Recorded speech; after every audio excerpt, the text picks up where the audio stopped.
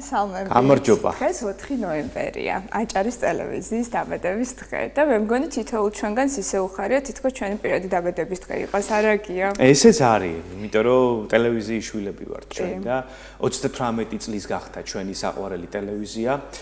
ეს არის დრო, რის განმავლობაშიც ჩვენს არხს არ შეუჩერებია თავისი მაუწყებლობა და მუდამ გაწვდით ობიექტურ, სამართლიან და სასარგებლო ინფორმაციას. გადაცემებისა თუ საინფორმაციო სახით. მე მიხარია რომ თქვენ ამ დროის განმავლობაში ჩვენთან ერთად ხართ, ჩვენთან ერთად იზრდებით და კიდევ როგორც იტყვიან 100 წელი მოგველოცოს ჩვენი ტელევიზიისთვის. ულოცავთ თითოეულ თანამშრომელს, ბუნებრივია დღევანდელ გადაცემაში ნიშანდობლივი ადგილი აქვს აჭარის ტელევიზიის დაბადების დღის ამბავს. გადაცემის დასკვნით ნაწილში ჩვენ ვიხილავთ იმ ადამიანებს, რომლებიც არ ჩანან კადრში, კადრს მიღმა საქმიანობენ და ფუნდამენტურ მოვალეობას ასრულებენ. რეალურად სწორედ ამ ადამიანებზე დგას ტელევიზია. და ჩვენს არსებობას არანაირი აზრი არ აქვს მათ გარეშე და ასევე დასკვნით ნაწილში იხილავთ აჭარის ტელევიზიის ახალ თაობას. საინტერესოა რა ინიციატივები აქვს და ბუნებრივია თაობათა ცვლა და ახალი სისხლი ნიშანდობლივია პროგრესისთვის. ახლა კი ვნახოთ დღევანდელი გადაცემის ანონსი.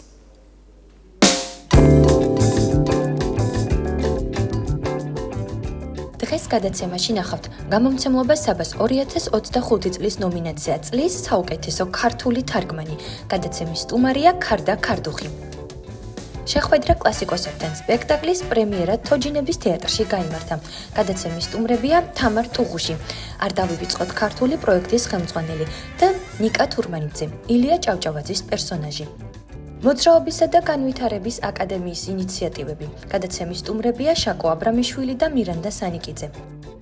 ტელევიზიის 38 დაბადების დღე. ვიხილოთ ლინდა მესხიძის პირდაპირი ჩართვა ტელევიზიიდან. ახალი ნაბიჯები პროფესიაში, როგორია სატელევიზიო ცხოვრება. გადაცემის სტუმრებია მირიან ორაკველიძე და ანკა კაკაბაძე.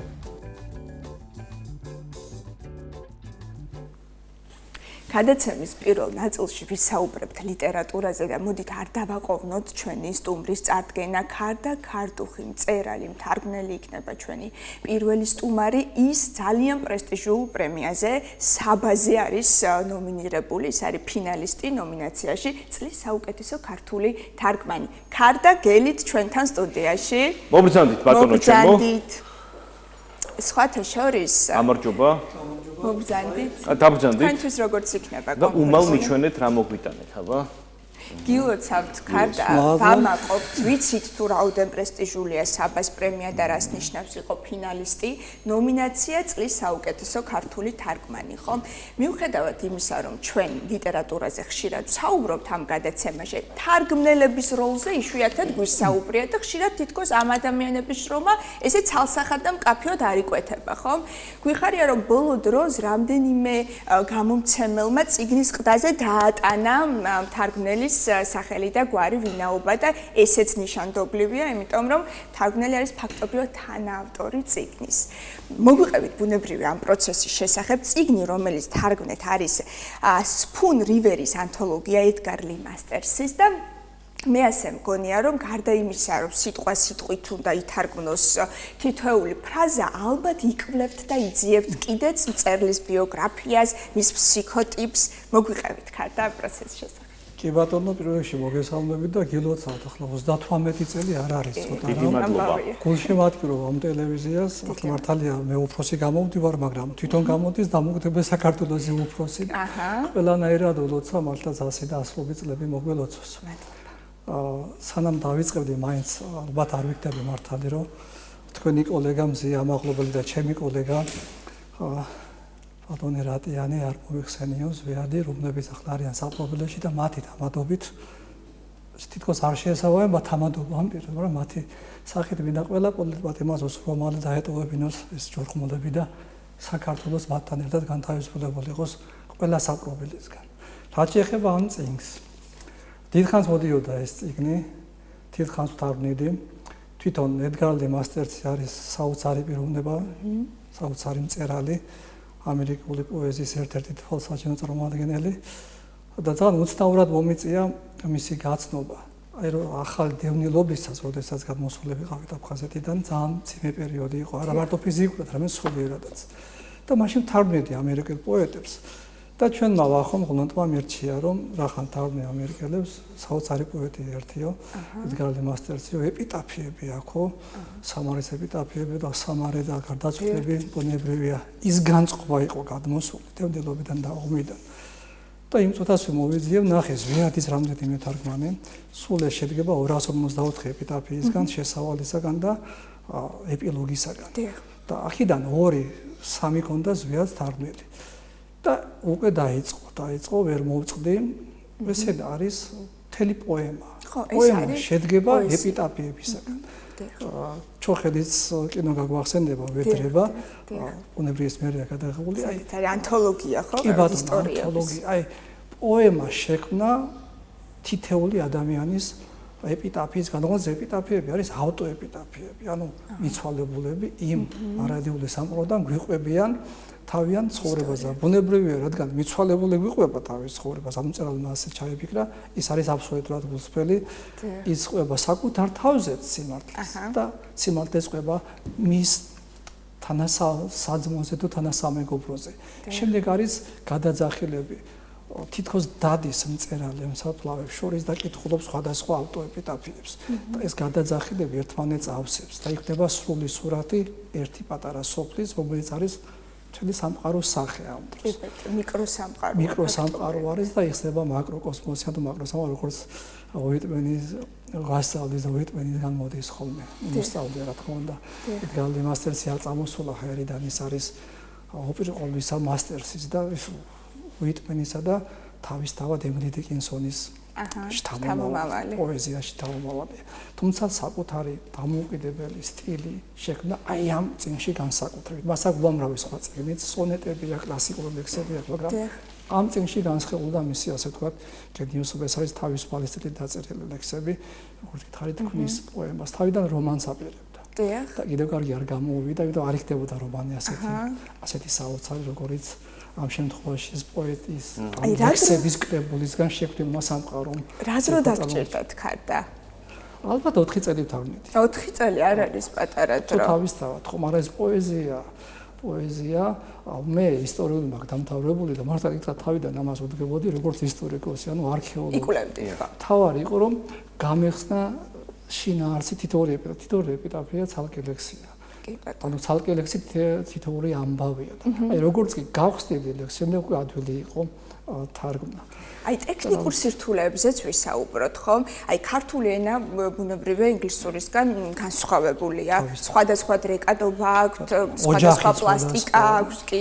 კი ბატონო, აი როცა თარგმნით, თან რითმაში ჩაჯდეს, თან სათქმელიც არ დაიკარგოს, აი ამ სირთულეებზეც მოგვიყევით. კი ბატონო, ახლა ზოგადად ახალი არიფტები ამის ყველაზე ორი მიმართულება არსებობს. თითქოს ამ თარგმნობით სტილში ერთი არის რომელიც დედანს მიყვება. ანუ ეს თეორია რომ დედანს მიყვება არ უნდა ასდეს საერთოდ. მეორე არის შემოქმედებითი მიდგომა უფრო რომ თავი აზრი და აზრი გადმოიტანო, სული გადმოიტანო. ამ შემთხვევაში პოეზია ალბათ უფრო მეორისკენ გადაიხრება, თუმცა ეს რამდენადაც თავისუფალი ლექსებია.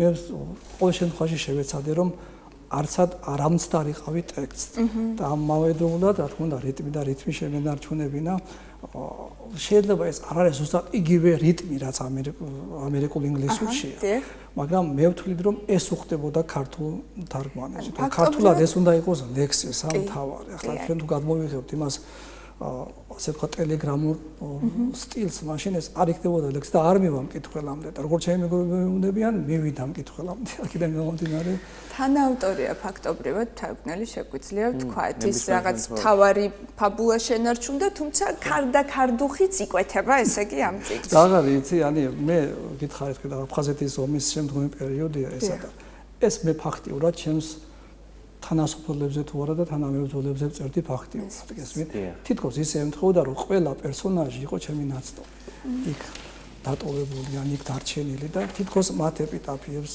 დავდიდი რომელიც მასტერსმა დამიწერა ამერიკაში რომ ეხებოდა საქართველოს აი სინესთან დაკავშირებით ერთ უბრალოდ ფაქტს გეტყვი პირველ შესავალ ლექსს ამ პოემაში ქვია იქვია ჰილა ანუ გორაკი და გორაკი იქ წარმოდგენილია ბუნებრივია როგორც საფლავის გორაკი ჩვენ რო წარმოვიდგინეთ ზვიაცას და სხვაებსაც ეს ლექსი რამდენიმე სახთარგმნელი აქვს თარგმნილი პირდაპირ გორაკი. მე ჩავთვალე რომ ეს თრად არ იქნებოდა ქართულ პოეზიაში შესაბამისი. ან შეიძლება იმიტომაც რომ უკვე გორაკის ხომ და არ ყო მე მინდოდა განსხვავება შემთხვევაში და პირველსავეს დავარქვი სამაროვნები.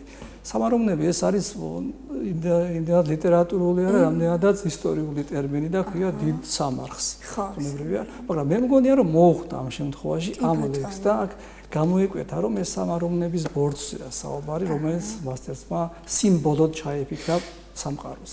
თუმცა სხვა სამყარო გახსნა. მაინტერესებს როგორ შეაფასებდით უცხოურ პოეზიას ამ შემთხვევაში, ამერიკულ პოეზიას, ჩვენ ქართველები პოეტური ხალხი ვართ.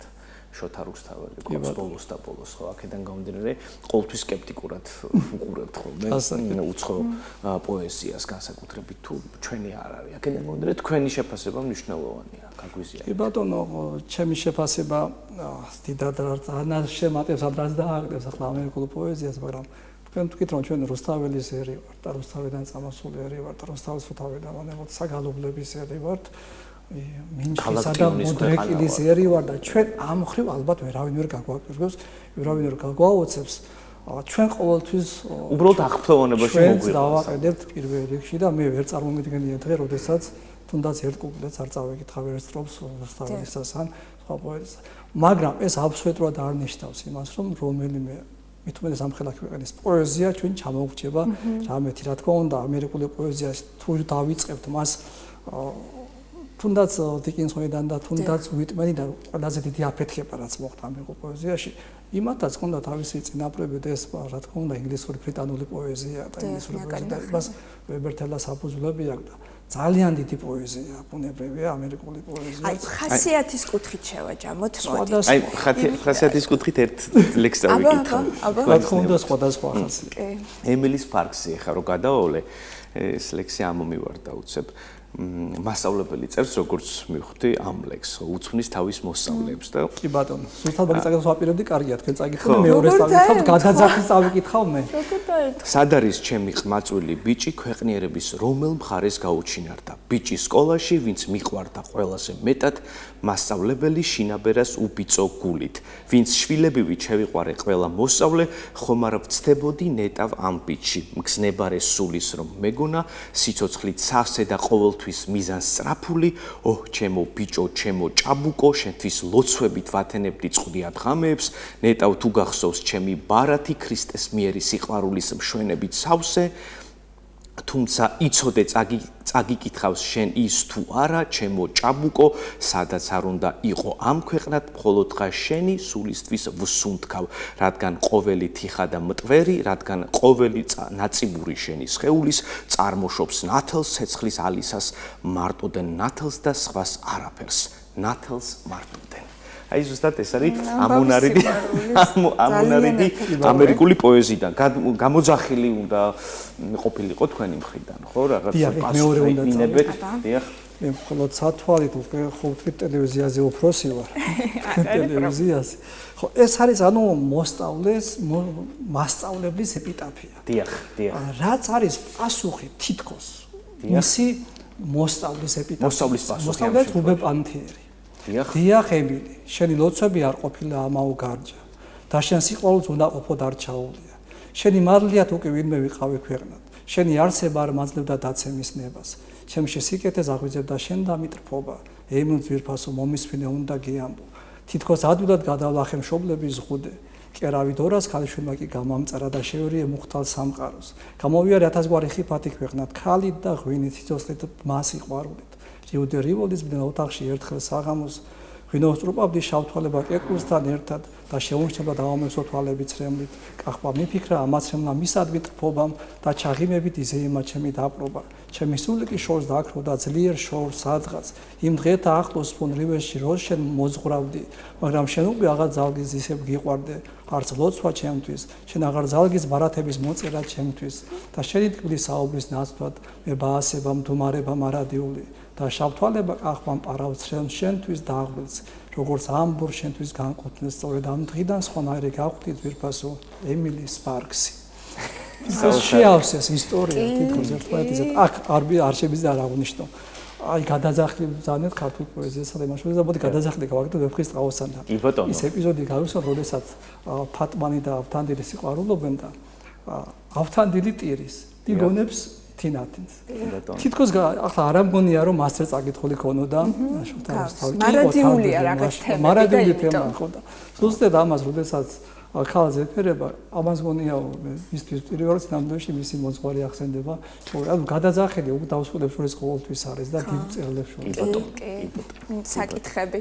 მოდით აი ამ საკითხებზეც ვისაუბროთ ქართულ და თანამედროვე ქართულ ლიტერატურაზეც ვისაუბროთ. ხომ არის რაღაცები, რაც მარადიულია, მეორდება იგივე სიყვარული, რაც ყოველთვის აქტუალური იყო ხელოვნების ყველა დარგში, განსაკუთრებით ლიტერატურაში. თუმცა ამას გარდა რას ირეკლავს თანამედროვე ქართული ლიტერატურა? საინტერესოა და თქვენ როგორ გგონიათ ის უნდა იყოს ტენდენციური და სარკეი მომენტის რეალობის თუ ისევ და ისევ ამ ზოგად საკაცობრიო მარადიულ თემებზე უნდა იწერებოდეს?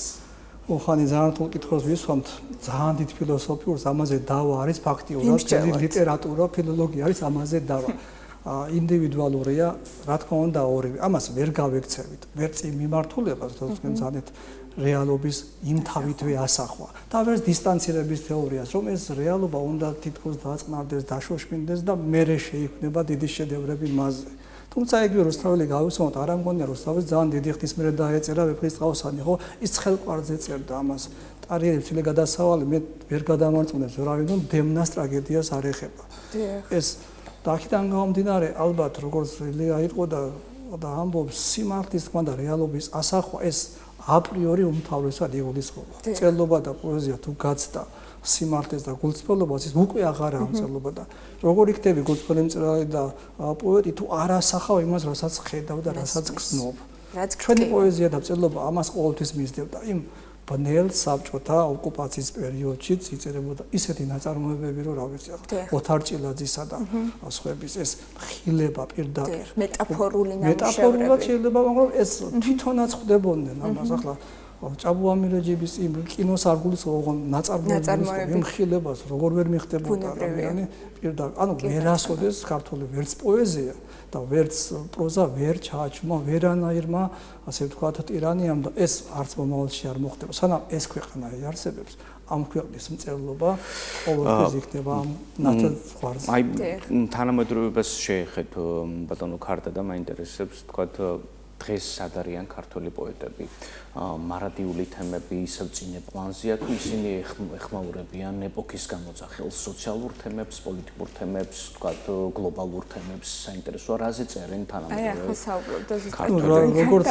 თავში ვთქვი ვინც ციხეში არ არის ისინი ბუნებრივი ამაზე წერენ ახლა ნამდვილად რეალურ ჩვენს დღევანდელ ყველაზე მწარე რეალობაზე წერენ და ყველაზე მწარე რეალობის სადარაჯოზეც დგან სარკაზმი არის თუ არა დღევანდელ ქართულ სარკაზმი ეს უკვე ასე ვთქვათ სტილურ რაღაცებს ეხება ალბათ კი ბატონო და უნდა იყოს თუ არა თქვენ როგორ ფიქრობთ ეს არის პოეტური ეს არის უფრო პროზაიკოსების სტილში დამკვიდრდა ამ ეტაპზე სარკაზმი მე ადრე ირონია ყოველთვის ასარგებლობა ირონია არსებობდა ასე ვთქვათ იუმორი მაგრამ იუმორი არის ძალიან რთული განსაკუთრებით ბოლოს უკვე ნოდარ დუმბაძის შემდეგ რთული გახდა ამ ჟანრში წერა ავტომატურად ყველა მიაღდო დუმბაძის სტილთან. ალეკო შუღლაძეს აქვს ძალიან კარგი ნოვატორული განსხვავებები. ამ შეძლო, ეს სარკაზმით არა, იუმორი შეძლო. დანარჩენ მე ვინც მახსენდება პროზაში განსაკუთრებით გაბატონებული ეს სარკასტული სტილი. თითქოს ეს სარკაზმი ეხმარება ავტორს რაღაცას გაექცეს, რაღაც პირდაპირ თქმას გაექცეს. თუნდაც ბედნიერი ერი ხო? თავიდან ბოლომდე ირონიულად თქმული მწარე რეალობა. ეს უფრო წინასწარმეტყველება ვინმე. და ხო რაღაცა მარადიული საკითხია ეგეც რაღაც მომენტში. თითქოს თანამედროვე ეპოქამ შექმნა ახალი მთხრობელები სუბკულტურას გულისხმობ რეპერების სახით ხო მოგვითხრობენ ლექსის სახით გვეუბნებიან თქვათ აი ეს ამის დაკავშირება თუ შეიძლება თქვათ იგივე პოეზიისა და რეპის თქვათ თუ შეუულია თანამედროვე არტის რეპის სახით გადმოსცეს იგივე სათქმელი ლექსი თავისი ციტა ძალიან სუსტი ვარ მუსიკაში მაგრამ გემოვნებით და შეხვედრებით რა თქმა უნდა შეუძლებელია არ შეეძლოს. ახლა ემინემ შეუძლებელია პოეზიით არ გადმოსცეს და არ გადმოსცა უკვე მთელი ამერიკული ტკივილი შეიძლება გადმოსცა.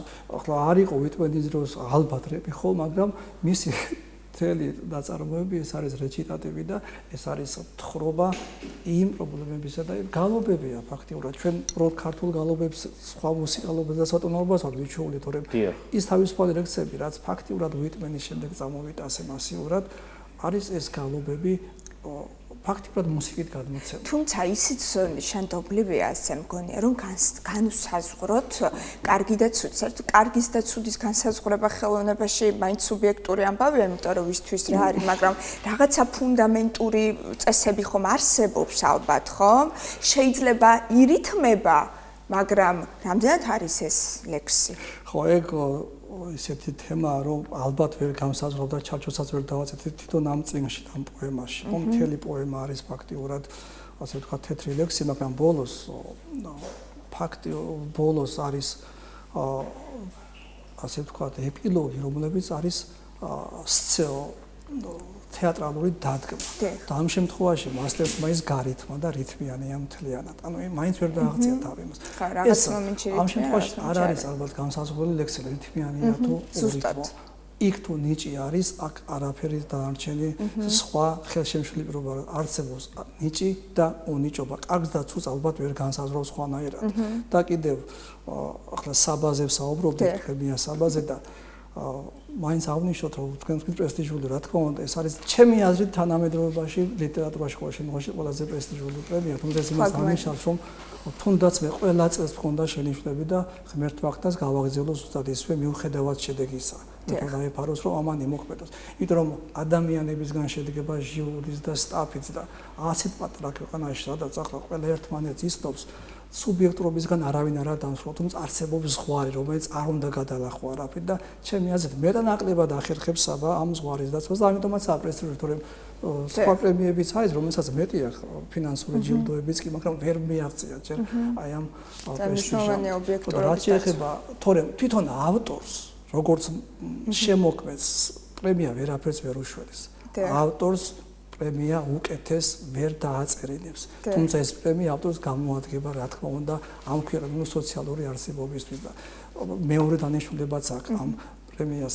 ამ შემთხვევაში ეს პოეზია და პოეზია თქვენ ახლა გავეკითხოთ მეგობრებში და დავხედოთ ბოლოს ვინ იყიდა და როდის იყიდა პოეტური ლექსი. ამიტომ ძალიან უჭირთ გამომცემლობებს, გამომცემ პოეზიის კრებული, რომ მათ იციან, რომ მაქსიმუმ თავი ამოიღოს და კომერციალიზაცია short list-ში, ანუ ფინანსში გასვლა ეს პლუსია, რომ გასაგები, ანუ ეს პლუსი აქვს უპირატესობა ამ პრემიების პოპულარიზაციას უწევს. ეს პლუსი ის აქვს, რომ შეიძლება ამის გამო გამოცემულ შემდეგ უკვე რომანიც გამომიცეს.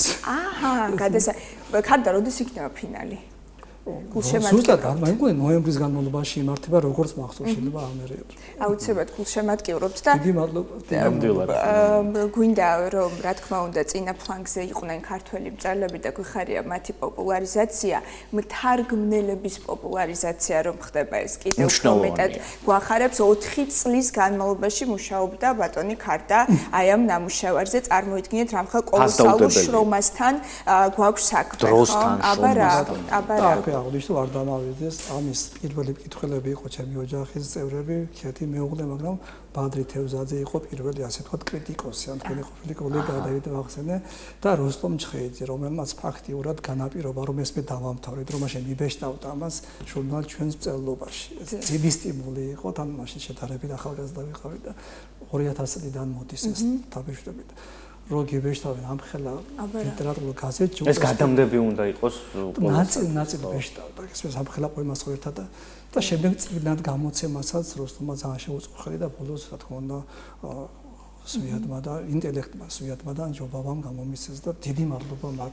რისკია ვახტ ხვდებით რომ თავი ფილიპს ამოიღოს ამ წიგნმა კი ბატონო ფიზიკურად და ფინანსურად ხო და გვიხარია რომ კლასიკოსთა ქვეყანაში თუმცა თავის ყველა ქვეყანაში ალბათ ასე ნამდვილად გეთანხმები გვიხარია რომ აქცენტი კეთდება ღირებულ ლიტერატურაზე და ნაკლებად თუმცა მაინც კომერციალიზაცია შეეხო როგორც ახლა ჩვენ საუბრობდით გამომცემლები იმაზე ფიქრობენ რამდენად ამოიღებენ ამ თანხას და ეს კომერციული ღირებულებები დგას, თითქოს იცი რა ჩვეულებრივი ამბავია. ხო, ესეც რეალურად გარდაუვალია ინდუსტრიალიზაციის ხანაში, იმ ხანაში რაშიც ვცხოვრობთ, თუმცა გვიხარია რომ ასეთი კარგი მაგალითებიც გვაქვს და დარწმუნებული ვარ რომ ბევრისთვის სტიმული იქნება თქვენი ისტორია, ქარდა ქარდუხს მასპინძლობდით, კიდევ ერთხელ წარმატებებს გისურვებთ. ალბათ თქვენ ხალხ წარმატებები.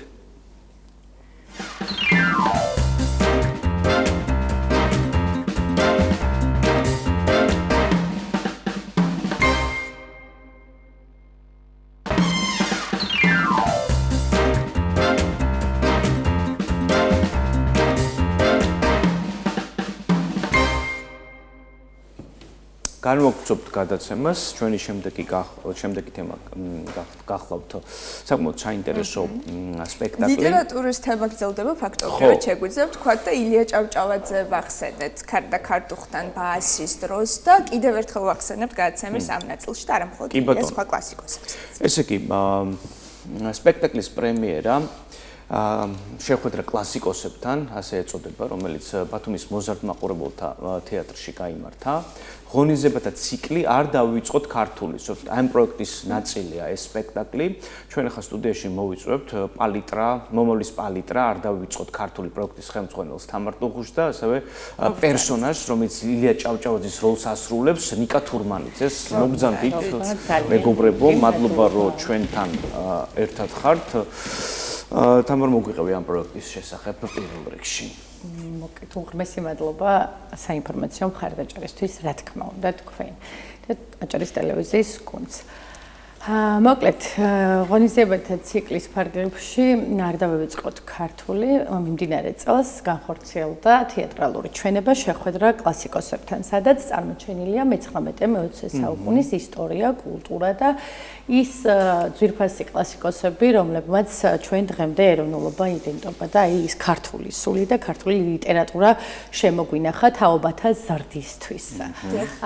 როგორც იცით, პროექტი, რა თქმა უნდა, აჭარის რეგიონში შემოვლით ტურს გულისხმობს და წინა გადაცემებში მქონდა საუბარი, რომ დაანონსება, ანუ მქონდა იმ შესახებ, რომ აი რაღაც გვინდა, რომ აი ამ პროექტით უფრო მეტად და უფრო დიდი მასშტაბებით, ასე ვთქვათ, მაშინ ჯერ ჩანასახის დონეზე იყო, ხო? პროექტი როდის იყო ჩვენთან როდის იყავით სტუმრად? ჩვენ ვისაუბრეთ 2003 წლიდან უკვე ეს პროექტი იზრდება და დაახლოებით 5 თუ 7 თვის, უფრო 7 თვის წინ ვიდრე დავიწყებდით პროექტის, ასე ვთქვათ, მსვლელობას ამ სახელწოდებით შეხვედრა კლასიკოსებთან, მანამდე გქონდა ზუსტად ანონსი იმ შესახებ, რომ გვინდა აჭარის რეგიონის სრულიად გავაცნოთ ბავშვებს, ანუ მოზარდებს, დაინტერესება რა უფრო მეტი იყოს და რა თქმა უნდა, ეს შედეგი მივიღეთ. ქოდა ხელვაჩაურის კულტურის ცენტრში, ასე ვთქვათ, ჩვენება, შემდეგ დავასრულეთ მაღალმთიანი აჭარით ხულოს, სადაც მინდა ძალიან დიდი მადლობა გადაუხადო მაყურებელს იმისთვის, რომ აი ის ემოცია, რომელიც ანუ თითოეულმა, ასე ვთქვათ, მოზარდმა, პედაგოგმა და ხელმძღვანელობამ, ანუ რეგიონის მხრიდან, ანუ გამოხმაურების სახით მივიღე, ეს იყო კიდევ ერთი უდიდესი პასუხისმგებლობა. თან ჩვენ ახლავს საუბრობთ უანგარო მხარდაჭერაზე, ხო? ეს არის სოციალური პროექტი. პროექტის სახელწოდებაც ასეთია, ხო? ქართულ იდენტობას ვინარჩუნებთ. არ დავივიწყოთ ქართული. ახალ თაობას ვკითხოთ, მოდი, თაობა ჯენზის წარმომადგენელს და ჩვენ ხშირად ვამბობთ, რომ თითქოს ამ ციფრულმა სამყარომ გაიტაცა ისინი სხვანაირ რეალობაში ცხოვრობენ, ძალიან გლობალურია მათი ცნობიერი. აი, მოდით მოგვიყევდეთ, თქვენთვის რას ნიშნავს ქართული იდენტობა? ფაქტობრივად თქვენ თაობის სახელით უნდა გითხრათ ახლა სათქმელი და რომელი კლასიკოსი განასახიერეთ სპექტაკლში, ესეც გითხრათ. სპექტაკლში მქონდა ილია ჭავჭავაძის როლი, ძალიან კარგად გავითავისე და ვფიქრობ, რომ თითოეული ქართველ მოზარდს უნდა ქონდეს იმის შესაძლებლობა, რომ საკუთარი ისტორია წარსული არ დაივიწყოს.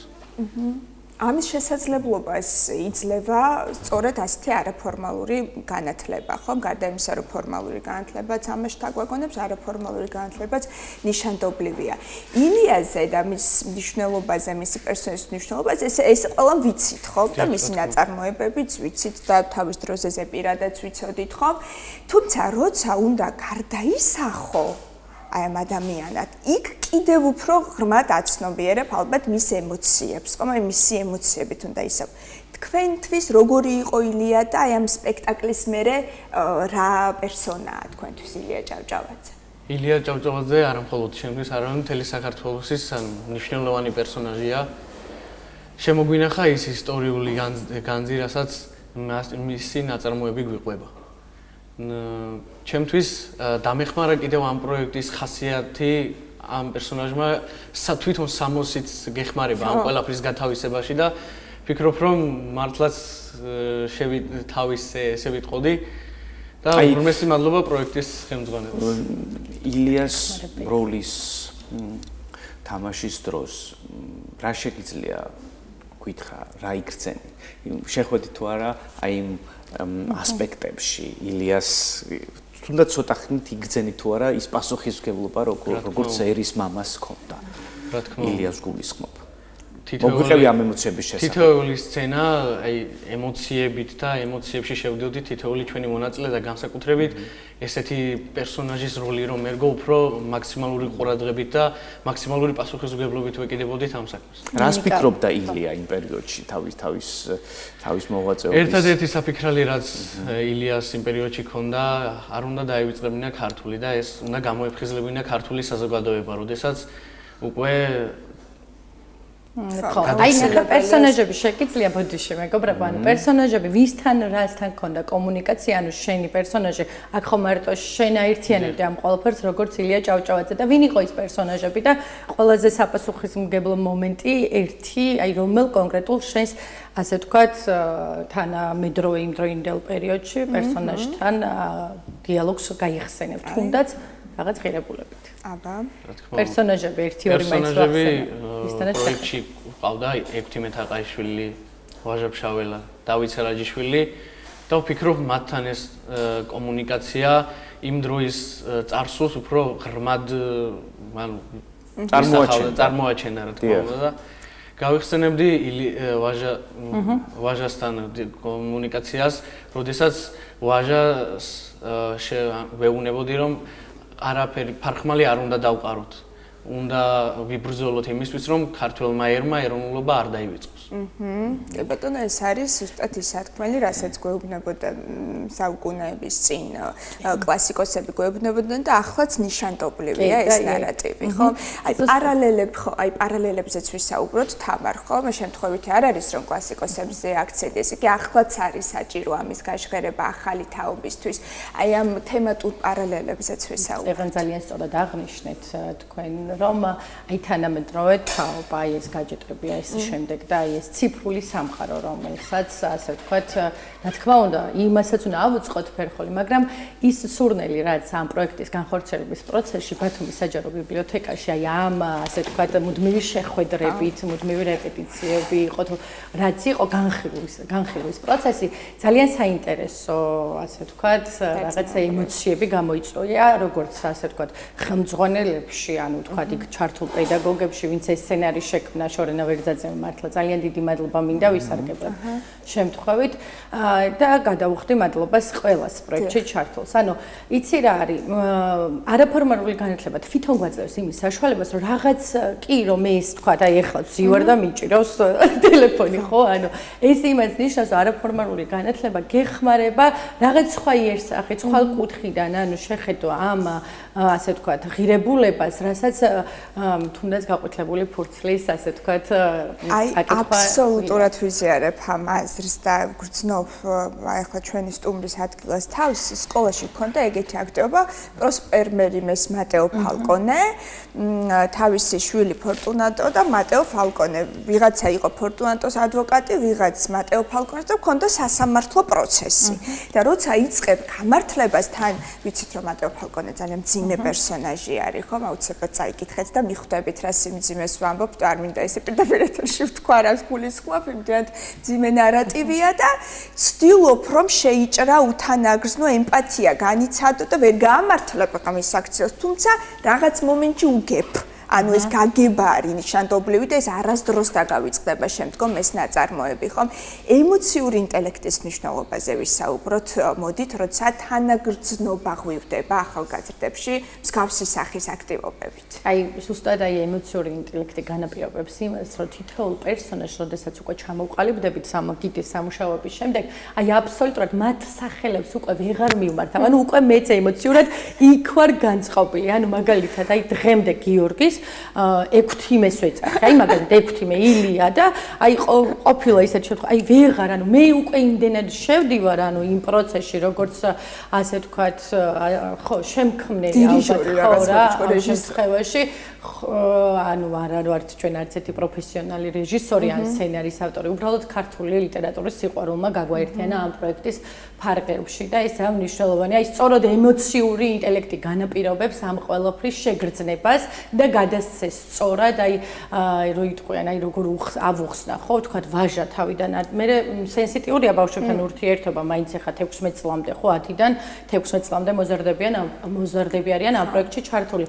აი მაგალითად პერსონაჟების განაწილების დროს, აი ილია მაგალითად აბსოლუტურად სხვა პერსონაჟი, ვაჟა ფშაველა ვინც შეასრულა, ის მეგონა პირველ ეტაპზე, რომ ის შეძლებდა ხასიათით ილიას როლის შესრულებას და აი პირველივე როდესაც გაიცვალა ტექსტები და ხმა როცა უკვე ილიას ტექსტი როცა წაიკითხა ნიკამ, ანუ უცებ მივხვდი რომ არა ნიკოლოზ, იქ ნიკა შენ უნდა იყო ილია ჭავჭავაძე და სანდროს ბუდიში მოუხადა, სანდრო ის იქვე, ანუ რა თქმა უნდა იმ წამსვე არა, მაგრამ ეს ემოციურად მე გავითავისე, შემდეგ ფორმულა მოვძებნე როგორ უნდა გამენაწილებინა ეხა ეს ამათში ასე ვთქვათ ცვლილება როგორ უნდა მომხდარიყო და ძალიან საინტერესოდ ასე ვთქვათ ზრდის ემოციურად პროექტს ეს ურთიერთობა. თამარ ეს პერსონაჟები, რომლებზედაც ჩვენ საუბრობთ, იმ ეპოქის მოძახილს იზიარებენ თუ თანამედროვებულია საინტერესოა. დღეს როგორ მოიქცეოდნენ ისინი, თქვათ ამ ამპლუით წარსდგებიან ხოლმე მაყურებლის წინაშე, თუ თქვათ არის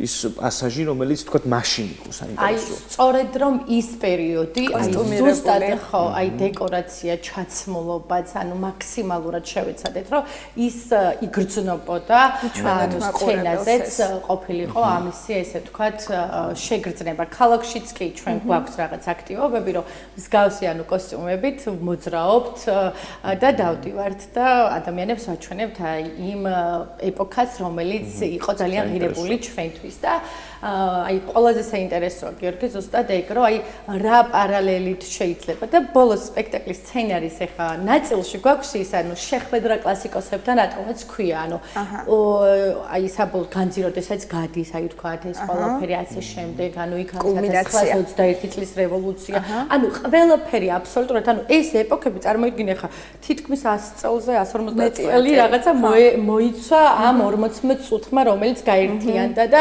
ანუ მიზანსცენებით, იმდროინდელი მიზანსცენებით შეიკრა ეს ყველაფერი, მაგრამ ბოლო დასკვნა კულმინაცია არის სწორედ ის, რომ თანამედროვე ჟურნალისტები ამბობენ, ანუ იმდროინდელი მემატიანი ამბობს, რომ საჭიროდ გახდა დღევანდელ დღეს წერან თქვენი დასმული შეკითხვის პასუხიც ეს არის სპექტაკლში, რომ საჭირო გახდა კლასიკოსებთან შეხვედრა, ანუ დღევანდელი ვითარების ფონზე და უცებ გამოდის ილია ვაჟა და აკაკი სცენაზე და შემდეგ თავისი ასე ვთქვათ თანამედროვე ჟურნალისტები უკვე შესაბამის შეკითხვებს უსვამს ასე ვთქვათ ამ უძვირფასეს კლასიკოსებს და ბოლოს ასრულებს თამაზ ჭილაძე ძალიან საინტერესოდ აი ამ ყველაფერს მცირე ანდერს გადასცემს მისი პერსონაჟი მომავალ თაობას თამარ ერთ კოსტუმირებულია ვახსენეთ და მაყურებელი ალბათ ხედავს ამ კადრებს რეჟისორს თხოვ ანახოს ჩანს აქ დეკორაციაც კოსტუმებიც და ბუნებრივია ეს ალბათ გარკვეულ ფინანსებთანაც იქნებოდა დაკავშირებული ხომ იმიტომ რომ ვიცით რომ ეხა სპექტაკლი რაც არ უნდა სამოყვარულო დონის იყოს ის გარკვეულ რესურსებს საჭიროებს მით უმეტეს ეს არის სივრცე სადაც მიღება არის აბსოლუტურად უფასო, ხო? აი ბავშვებს თავარია კონდეთ ინტერესი, სურვილი და კარი ღია არის. მოდით ამაზე გვესაუბრეთ, პარტნიორები თუ გყავთ, ფინანსური მხარდაჭერა ხომ არ გჭირდებათ? აი სწორედ 2023 წლიდან დავიწყეთ ამ ორგანიზაციის ასე ვთქვათ საშუალებით, აი ამ პროექტის ასე ვთქვათ ხორცს შესხმა და რა თქმა უნდა, უდიდესი მადლობა პირველ რიგში აჭარის განათლების, კულტურისა და სპორტის სამინისტროს იმ დროიდელს, როდესაც ასე ვთქვათ ყველა წვრილმანი მახსოვს, ყველა იმ ადამიანის შეფასება მახსოვს პროექტის გარშემო. აი ზოგი თითქოს და აი ისე შემოხედავდა, რომ აი კი ნამდვილად ანუ ხო საერთოდ აი როგორ წარმოგიდგენია, ანუ ეხა განსხვავებული ხო შეიძლება რომ ვერაფერი ვერ გააკეთო ამ სფეროში, მაგრამ მაქსიმალურად შევეცადეთ მართლა, რომ ყოფილიყავით რაღაც ახალი ხელწერა გქონოდა ამ პროექტის სახით და ალბათ მაყურებელიც და ზოგადად თითოეული ის მხარდამჭერი, რომელიც ამ ფინანსურ, მატერიალურ, ტექნიკურ რესურსს ჩვენთვის გამოყოფს და დებს ამ ყველაფერში, ალბათ თანდათან უფრო მეტად უკვე აფასებს და ხედავს შედეგს. მიმდინარე წლის პროექტი დასრულდა, დაფინანსდა და მხარდაჭერილია ქალაქ ბათუმის მერიის მიერ, ასევე აჭარის კულტურის სამინისტროს მიერ და ძალიან დიდი მადლობა მინდა ყველა იმ ადამიანს, რომელიც ჩართულია ამ პროექტში. სასიამოვნო იქნება თუ კერძო სექტორიც ჩადებს ინვესტირებას მსგავსი სახის პროექტებში, ამ პროექტშიც და ზოგადად ხელოვნებაში. რაღაცნაირად დავაინტერესოთ მინდა კერძო სექტორი, იმიტომ რომ ხო, არ ვიცი, ყველა ეხა კომერციულ მოგებებზე საუბრობდით და რაღაც ჩვენი გონება უკვე აქეთ არის მიმართული და რაღაცნაირად მერკანტილურები გავხდით ადამიანები და ესეც გასაგებია, რომ ესეც ცხოვრება მოიტანა, თუმცა ხელოვნებას სჭირდება თანადგომა, იმიტომ რომ ხელოვნება ზრდის და წვრთნის თაობებს და აყალიბებს ერთს, ამიტომ შანტობლები. თამარ, მოდი სამომავლო გეგმებზე გვესაუბრე, არ დავიწყოთ ქართული ამ პროექტის ფარგლებში, რა არის თქვენი მომდევნო პერფორმანსი? ჩვენი, ესე იგი, ყველაზე მნიშვნელოვანი, როგორც გითხარით, შემოვლით ტიტული საქართველოს მასშტაბით ამ პროექტის ფარგლებში წლის ბოლომდე, რასაც შევძლებთ და როგორც შევძლებთ და ყველაზე საინტერესო თუ გახსოვთ ჩვენი პროექტის ასე ვთქვათ მთავარი ერთ-ერთი ამოცანა იყო ემიგრანტ ბავშვებთან ურთიერთობა უცხოეთში მცხოვრებ ქართველ ბავშვებთან და ჩვენ ეხლა მაგალითად ხვალ მივდივარ პროექტის ფარგლებში ანტვერპენში, ბელგია, ჰოლანდია, აი წარმოიდგინეთ ძალიან ქართულ დიასპორასთან შესაძლოა, დიასპორასთან, ანუ იქ არის მომზადე სპექტაკლი, ხო? სკოლა არის, სადაც მემორანდუმი ფორდება, არის 10 წლის საიუბილეო საღამო.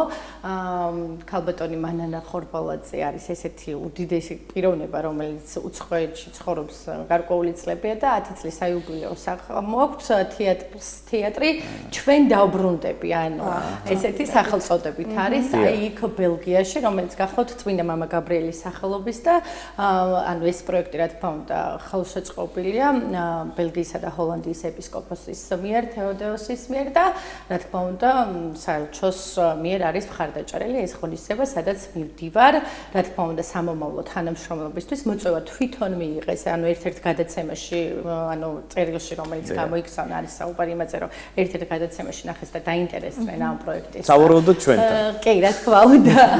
რა თქმა უნდა, ჩვენთან აჭარის ტელევიზია, ანუ არ აქვს ამას ხო ხდებით, ყველა ერთი დიდი გუნდი ვართ და როგორც აღნიშნე, ყველანი უნდა გავერთიანდეთ, ეს იქნება კერძო სექტორი თუ ასე შემდეგ. სამწუხაროდ, ანუ ამ ეტაპზე ცოტა ვერ ვახერხებთ, იმიტომ რომ დასთან ერთად ჩასვლას, მაგრამ ესეც გათავისებული აქვს ჩემი გუნდის წევრებს, რომ აქ ყველამ ვიცით, მე ვერ გამოვყოფ ერთად ბავშვს 4-5-ს ვერ წავიყვან.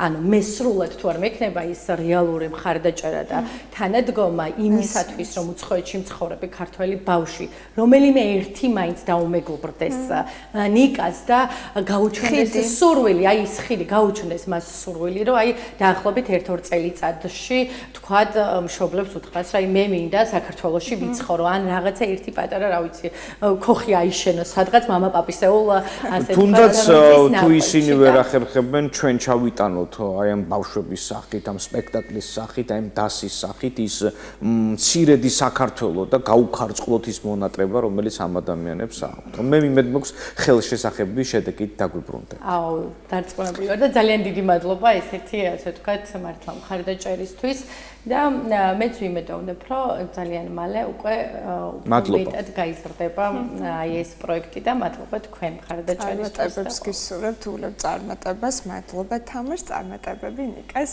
გემშვიდობებით და ხშირად გელით ჩვენთან სტუმრად სასიამოვნო სიახლეებით. დიდი მადლობა.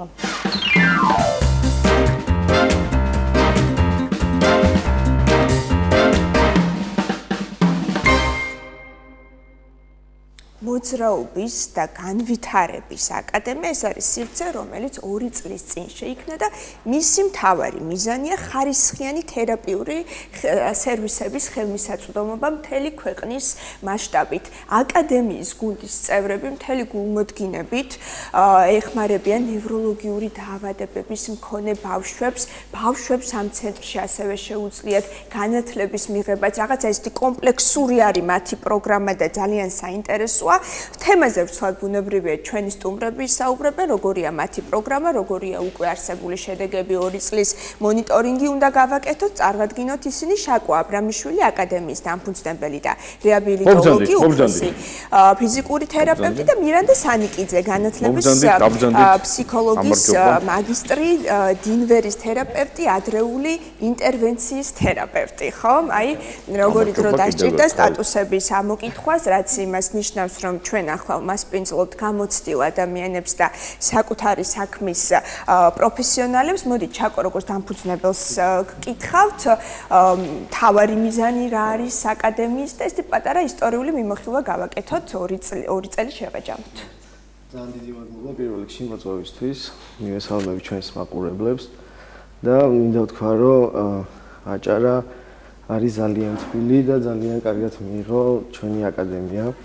რაც შეეხება ჩვენს ძირითად მიზანს და სამუშაოს, ეს არის გავზარდოთ ხარისხიანი სერვისების მიწოდება საქართველოს ყველა რეგიონში და მოვახდინოთ ის, რომ არ იყოს ცენტრალიზებული და არ იყოს მხოლოდ დედაქალაქში სერვისების დიდი მიწოდება. ეხლა კადრია ჩვენს ფონზე, ეს პატარა ქალბატონიც აჭარიდან ბათუმიდან ყავდა და ვამაყობთ იმით, რომ დღეს მას აღარ ჭირდება თბილისში ჩამოსვლა თავის ოჯახთან ერთად. და რაც დამატებით ხარჯებთან იქნებოდა ოჯახისთვის დაკავშირებული. და ეხლა ჩვენს ქალბატონს სახლთან ახლოს მიეწოდება იგივე სერვისი. რასაც თავაზობდით თბილისში, ეს ჩვენი მუშა პროცესია, ესეთ განმავლობაში მიმდინარეობს. ჩვენ რამოდენიმე ადამიანი, ასე ვთქვათ, ეკომიგრანტები დავუბრუნეთ თავიანთ სახლებში და თავის სახლთან ახლოს გავაკეთეთ თერაპიული გარემო, რომელშიც მიიღებენ იდენტურ და კიდევ უფრო მაღალი ხარისხის თერაპიებს.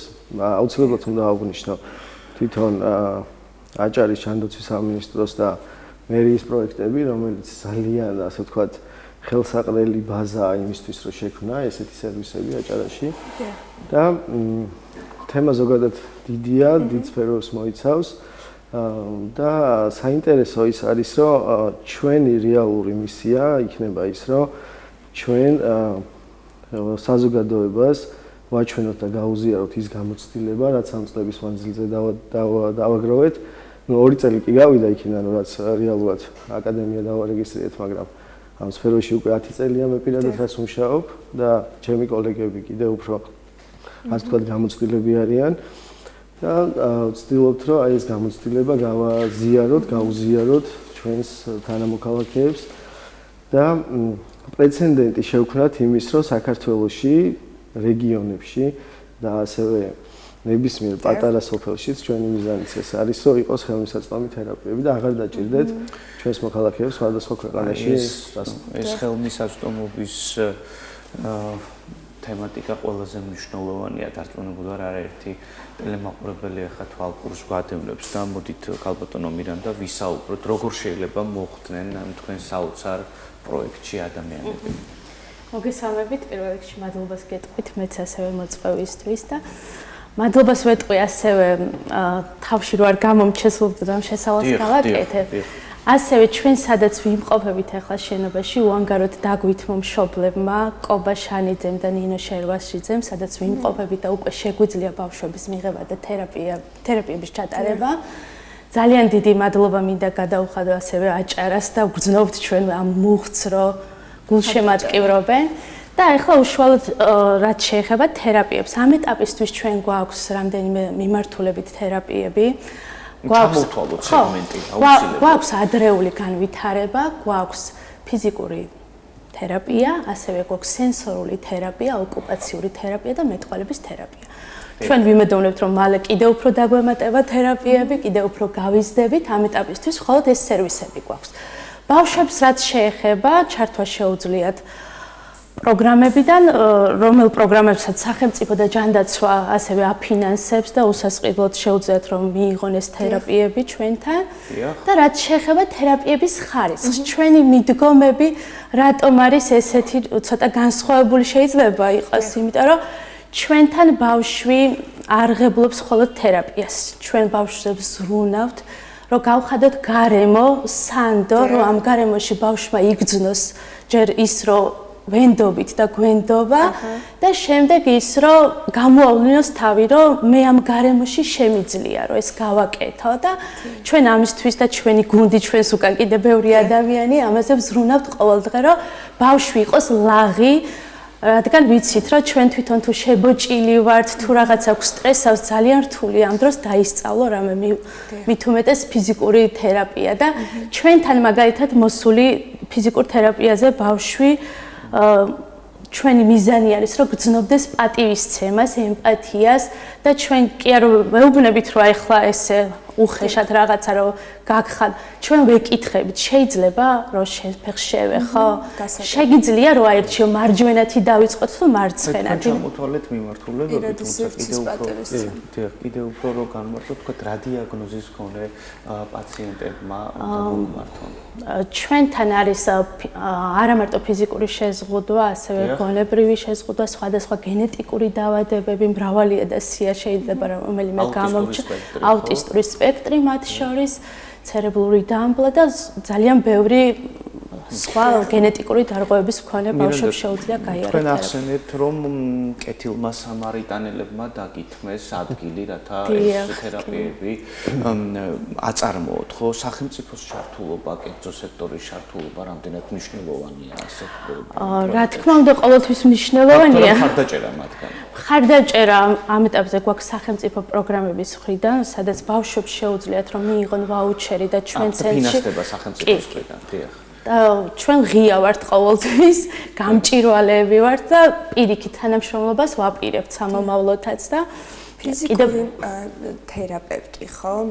არ ვიცი ახლა თბილისში როგორია მონაცემები, თუმცა ბათუმში ბევრი ფიზიკური თერაპევტი არ ყავს. ჩვენ ამაზე ვისაუბრეთ კიდეც ერთხელ გადაცემაში და მახსოვს როცა სტუმართან განვიხილავდით ამ თემას, იქ ისიც ითქვა, რომ რაღაც სასწავლებელი, სადაც ეს მთელ სინთეზურ განათლებას მიიღებს დაინტერესებული ადამიანი, ბათუმის რესურსით არ არსებობს, ხომ? ამ საინტერესო თბილისში როგორია შესაძლებლობა ანუ მაინც ამაც უცხოეთში უნდა წავიდეს ადამიანი იმისთვის რომ მიიღოს განათლება. მე ვკითხულობ ორ უნივერსიტეტში ლექციებს ამ მიმართულებით, მე თვითონ ფიზიკური თერაპევტი ვარ და ეს დამფუძნებლის სტატუსი რეალურად ის არ არის, იმითიც ვამაყობ, მე ვამაყობ იმით რომ ფიზიკური თერაპევტი ვარ და რეალურად უწევ ამ მიმართულებას, ესე ვთქვათ, სტუდენტებს ვასწავლი, რომ აი ეს არის ძალიან საინტერესო და მნიშვნელოვანი. ეს თქვენ რომელ ფაკულტეტებზე კითხულობთ? ფიზიკური მედიცინისა და რეაბილიტაციის ფაკულტეტი თბილისში უნივერსიტეტს აქვს ეს და როგორც ვიცი, აჭარაშიც აქვს შოთა რუსთაველის სახელობის. კი, აი ესე განხრა,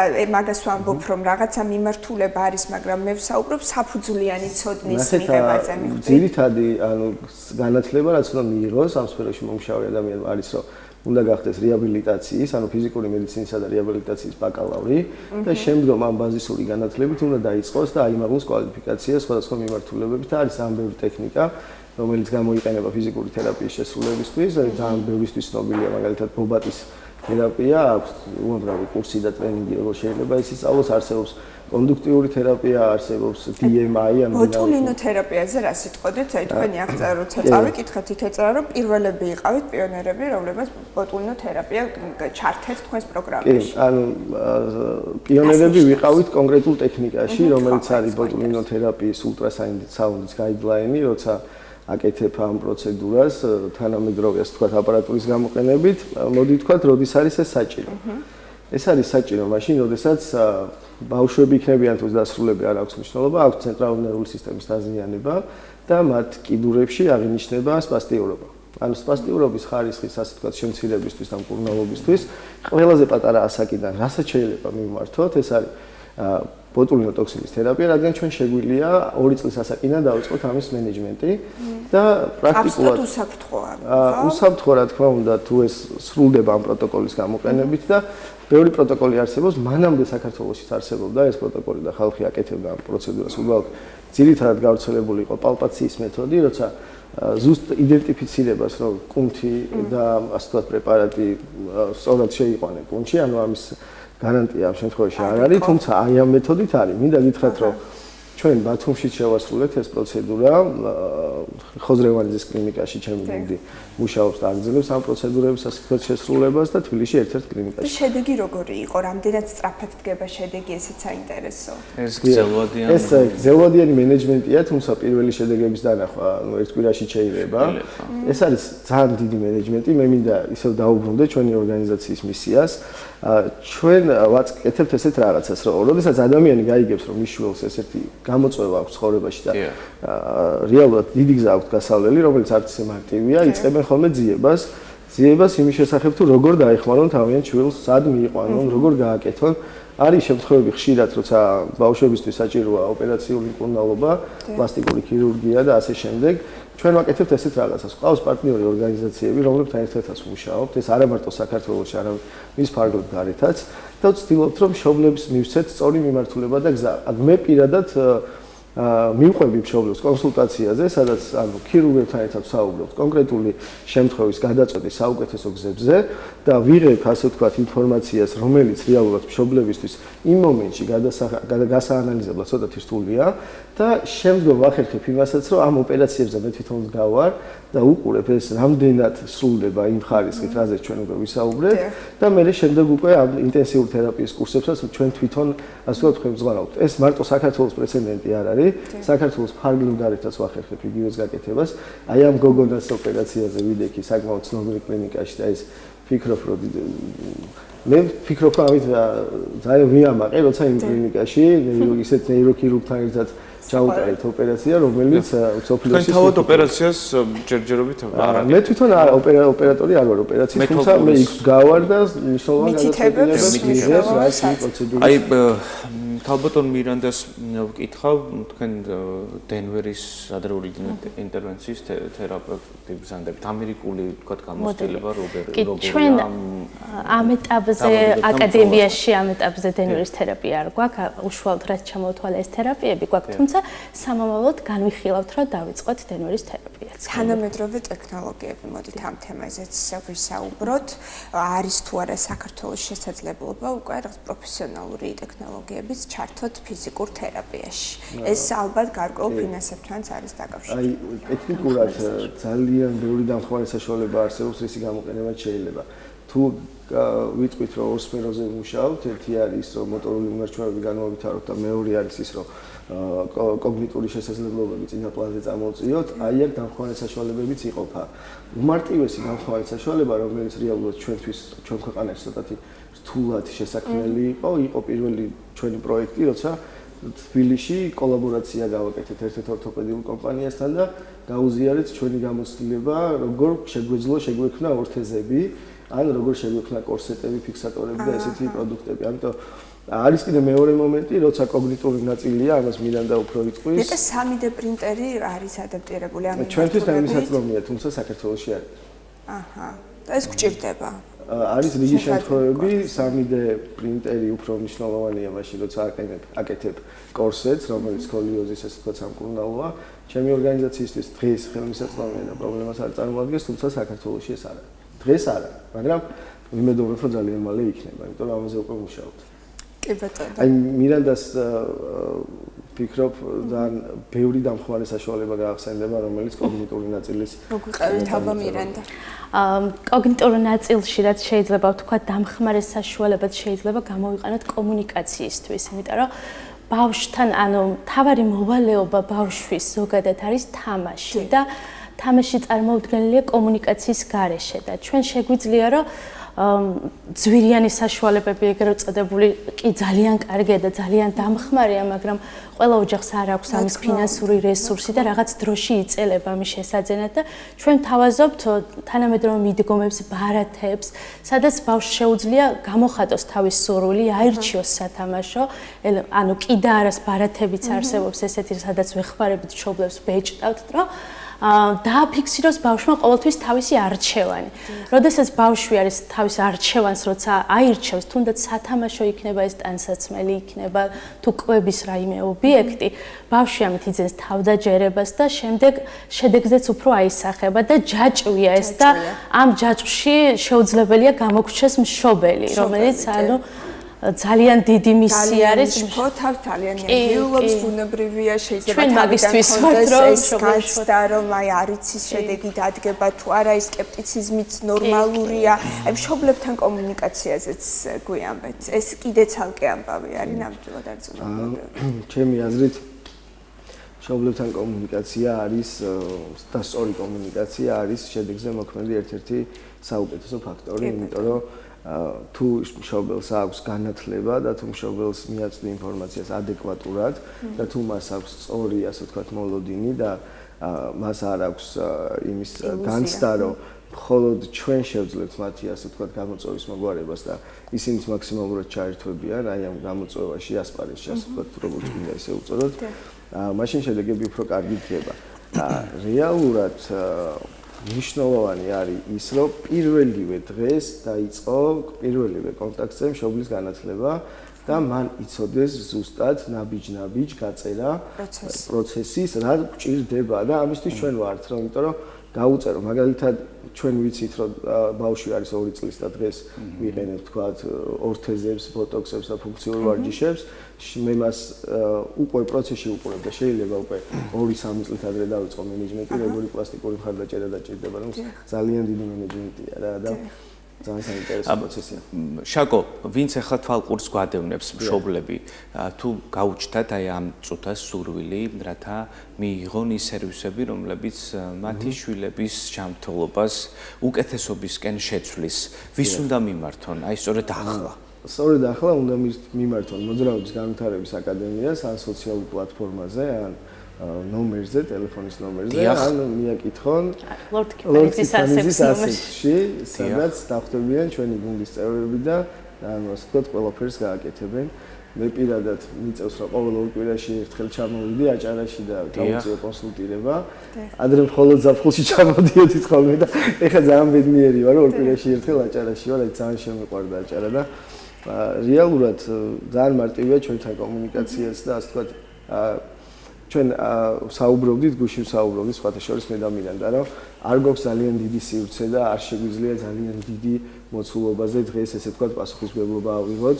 თუმცა ჩვენ შევთანხმდით იმაზე, რომ ნებისმიერი გამოხმაურება, რომელსაც დააინტერესებს ჩვენი აზრი, თუ როგორ წარმართონ თავიანთი შვილის რეაბილიტაციის პროცესი, აი აბსოლუტურად რეკომენდაციებს უსასყიდლოდ და ეს ჩვენი აკადემიის ერთ-ერთი ნიშაც არის, გავცემთ ნებისმიერ რეკომენდაციას, გავცემთ ნებისმიერ ასე ვთქვათ, წვდომას გავუჩენთ ნებისმიერ სერვისზე, რაც ჩვენ გვაქვს.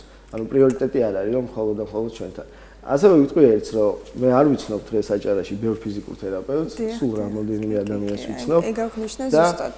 მინდა ვთქვა, რომ თუ ისინი გამოხატავენ მზაობას, რომ იმისას, რომ ერთად ხო, აბა გაერთიანდეთ. თუნდაც აჭარის რეაბილიტაციის სფეროში გამოწვევები, ერთად გავერთიანდეთ, რაღაც პროექტი შევთავაზოთ, თქვა სახელმწიფოს ან ნებისმიერ თქვა სტრუქტურულ ერთეულს, ჩვენ ყველაფერს მზად ვართ, ღია ვართ და შეგვიძლია ვითანაფშრობოთ.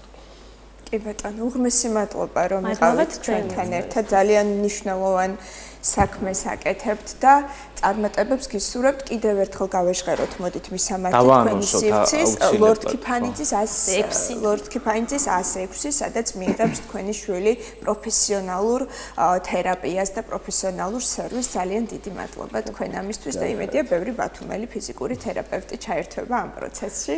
დიდი სიამოვნებით უმასპინძლობ. დიდი სიამოვნებით იმასვლიძებთ თქვენს, თუ და გაინტერესებთ ცენტრის ერთი დღის ცხოვრება, როგორ ცხოვრობთ და როგორ მართავთ ამ ყველაფერს. ელოდებით ლორდ კიფანიძის 106. ყველაზე პირად ვიცით ყველა მშვენიერი. დიდი მადლობა გემშვიდობთ. მადლობა დიდი.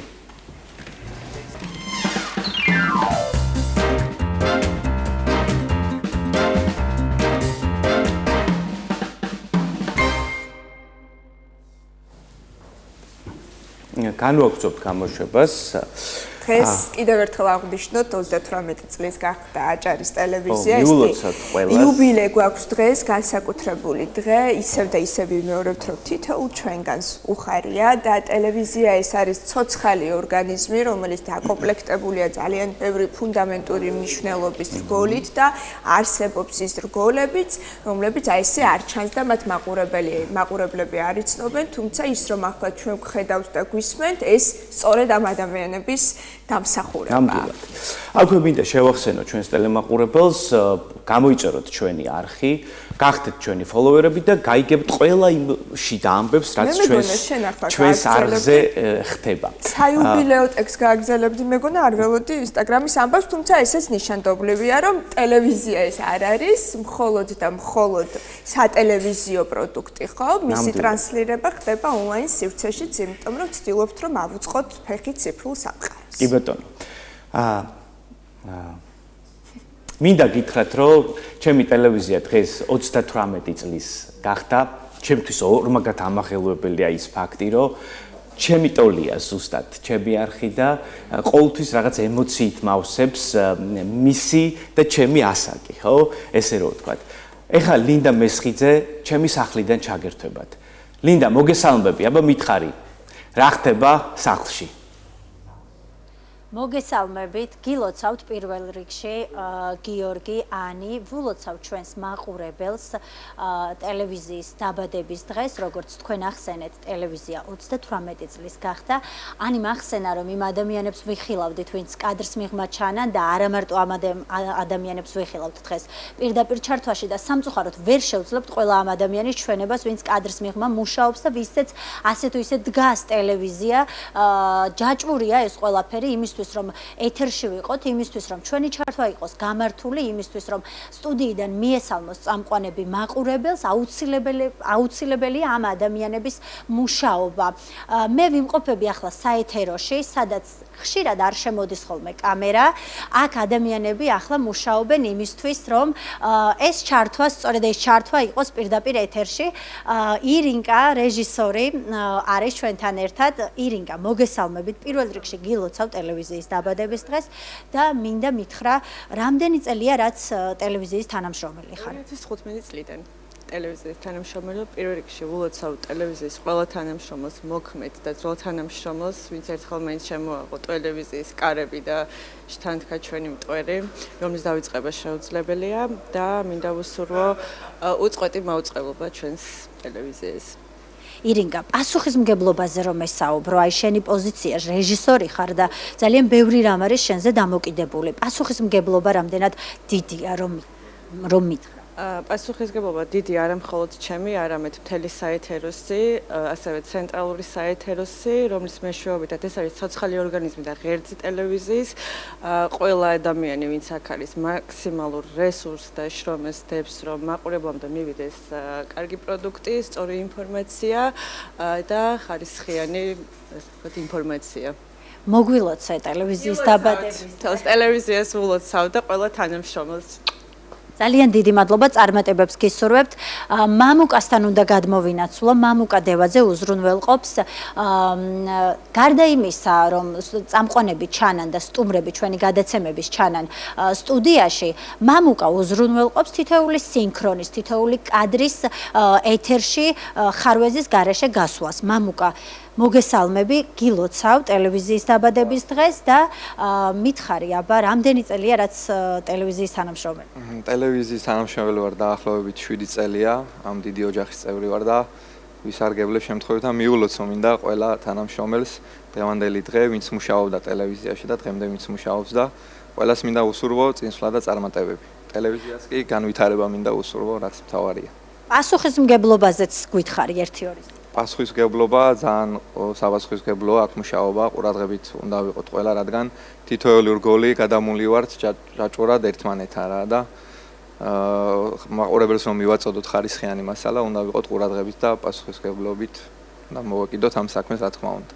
ძალიან დიდი მადლობა წარმატებებს გისურვებთ. მამუკა მახსენა, თითოეული რგოლის მუშაობა არის მნიშვნელოვანი. ყველა ადამიანის როლი არის უდიდესი აქ ამ საეთეროში.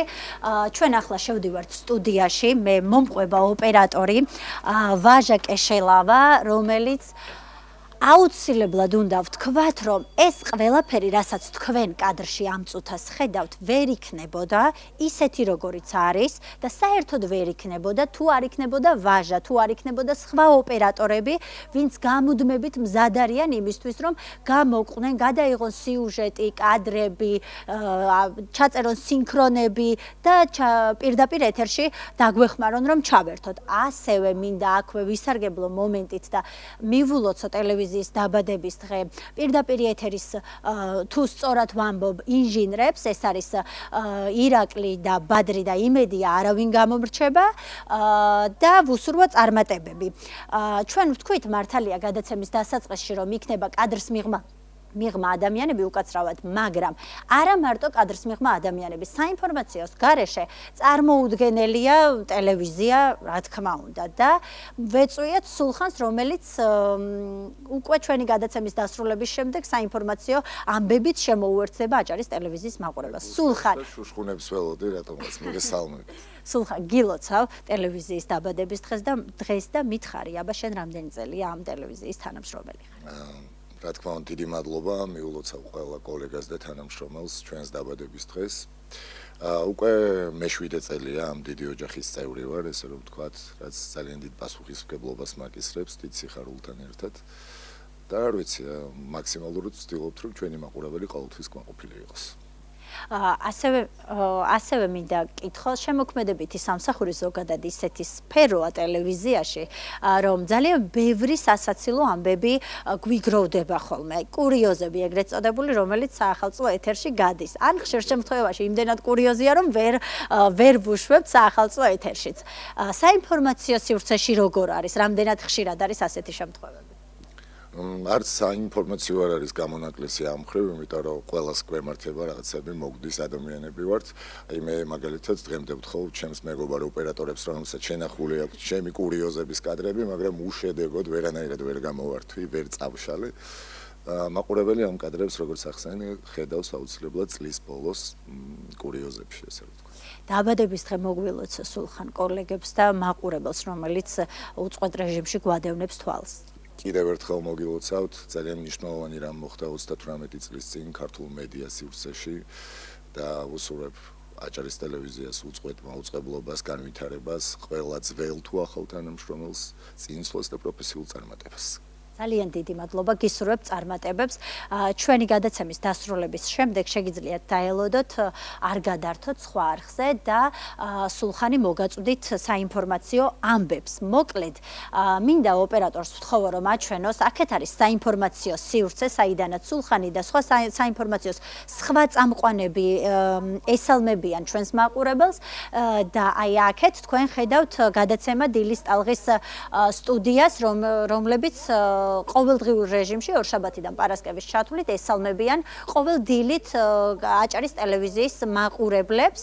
მე მინდა კიდევ ერთხელ ვისარგებლო ეთერით და მადლობა გადავუხადო თითოეულ ადამიანს, ვინც ზრუნავს იმისთვის, რომ ჩვენი ეთერი იყოს განსხვავებული, საინტერესო და ჩვენ ვიყოთ ლამაზები და კარგები და აქვე მინდა მადლობა გადავუხადო გოგონებს, რომლებიც ზრუნავენ ჩვენს გარეგნობაზე.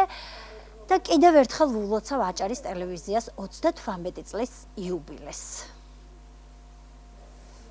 არა, მე მადლობა ლინდას, მადლობა ლინდა და ჩვენ ისიც უნდა აღვნიშნოთ, რომ ტელევიზიას აქვს რამდენიმე ტექნიკური ოთახი, ერთ-ერთი ტექნიკური ოთახი არის ამ სივრცეში განთავსებული. ჩვენ ახლა ძველი თითების შენობაში ვიმყოფებით, მემედაბაშიძის 18 ნომერში, სადაც არის ჩვენი პავილიონი და არის ჩვენი ტექნიკური გუნდიც ასევე აქ და თითოეულ მათგანს მოვიკითხავთ და ყველას გილოცავთ, ოპერატორების როლიც ასევე უზარმაზარია, ასევე მოკითხვები ცენტრალური შენობის ტექნიკური ჯგუფს, მოკლედ ყველას. ირაკლის მიულოცავ, გენოს მიულოცავ, ესოს მიულოცავ, ყველას მიულოცავ ნამდვილად. ხო, იმიტომ რომ ასე ხდება ხოლმე, რომ მაყურებლის ყურადღების მიღმა რჩება ეს ადამიანები და ჩვენ მაინც ვიმახსოვრებთ ესე გამოსახულებას და აი ამ სტუდიის ავტორებსაც მიულოცოთ ხო ჩვენს მხატვარს და მოკლედ ძალიან ბევრი ადამიანი მუშაობს იმისთვის, რომ ტრანსლირება მოხდეს და უკვე შინაარსზე ჩვენ ვაგებთ პასუხს და თუ კი რაიმე შენიშვნები გაქვთ, ესეც შეგიძლიათ რომ გამოხატოთ ჩვენს მიმართ სოციალურ ქსელში.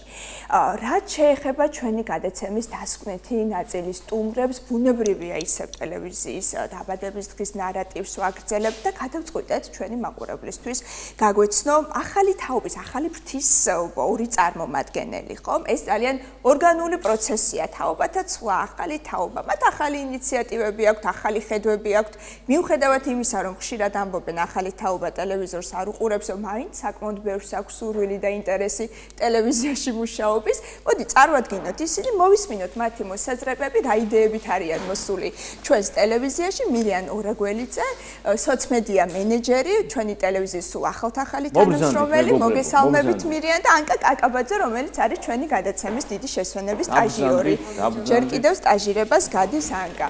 დაბრძანდით, მოგესალმებით, მეგობრებო და ბუნებრივია პირველი კითხვა იქნება ეს მირიან.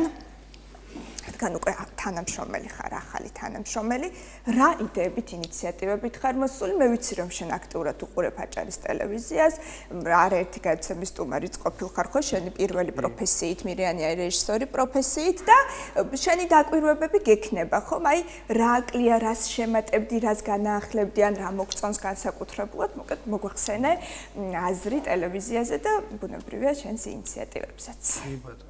პირველ რიგში მადლობა მოწვევისთვის, ულოცავ ტელევიზიას, მიხარია რომ გუნდის წევრი გავხდი.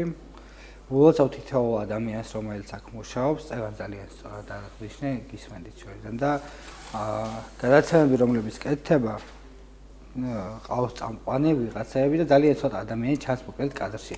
კადრს მიღმა არის სრული პროცესი და ეს ადამიანები ყოველდღიურ შრომაში არიან, ჯაფაში არიან და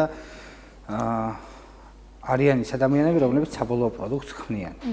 და ამ ადამიანების დაფასება ძალიან კარგია, იმიტომ რომ ძალიან რთული სამუშაო პროცესები აქვს, ძალიან ბევრ რაღაცაზე ფიქრობენ, განიხილავენ, საკუთარ თავში ხარშავენ ამ ყველაფერს და მიაქვთ უკვე მაყურებლამდე.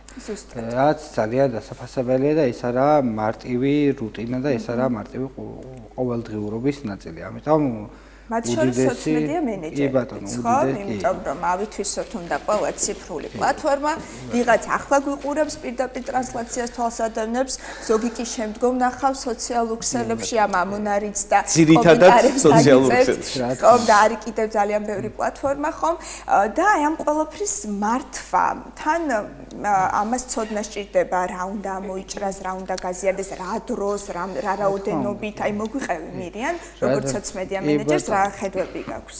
რა თქმა უნდა, ნუ მაგას ყველაფერს მისი ალგორითმი აქვს, მისი პირობები, წინაპირობა აქვს, მისი პირობები აქვს და ასე შემდეგ, რაც ძალიან ბევრი სკრუპულოზური და დეტალური ამბავია, რაც არის ძალიან ჩამოსაყალიბებელი, გასაშიფრი და ასე შემდეგ, რასაც ახლა ამით თავს არ შეგაწყდეს. მარტივად რო ვთქვა, სოციალური მედია პასუხისმგებელია იმაზე, რომ როდესაც საინტერესო გადაცემა საინტერესოა, უნდა მივიდეს ეს მაყურებლამდე კარგად და სწორად.